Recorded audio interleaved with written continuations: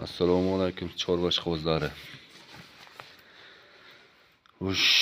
Bizlar bitta syomka qilay dedim. O'g'limizga mana shu rezindan olib kelib to'shadik shu bugun.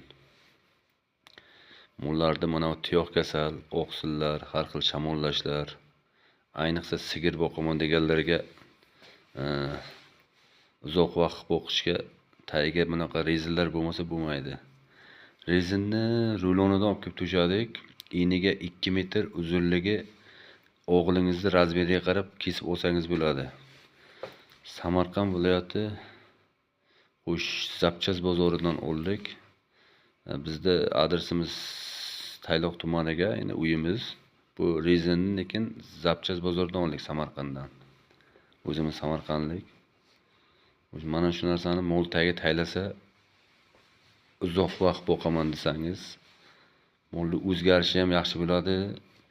O'yna shamollash, har xil nimalar kasalliklar kelmaydi. Keyin buni rulonni uzunligi afzallik tarafi aloyda bo'lsa, arasidan baribir siydik o'tsa kerak. Buni ko'tarilib qolib, siydiklar kirib, bu bitta uzunasiga mana.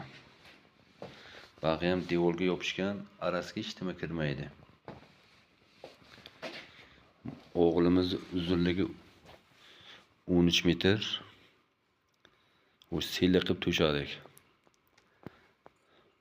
Buni to'shaganimizni rosta kimlargadir bir manfaatli bo'lsin deb qo'yapmiz videoni. Hozirgi kunda ko'p kasalliklar kelyapti mo'lga, bir oqsili, tuyoq shamollash, har xil kasalliklar. Shu kasalliklar oldini oladi degan maqsadga to'shadik biz o'zimiz. Shuni to'shab sizlarga bitta ulashay deb video tayyorlayapman. Sog' bo'lasizlar.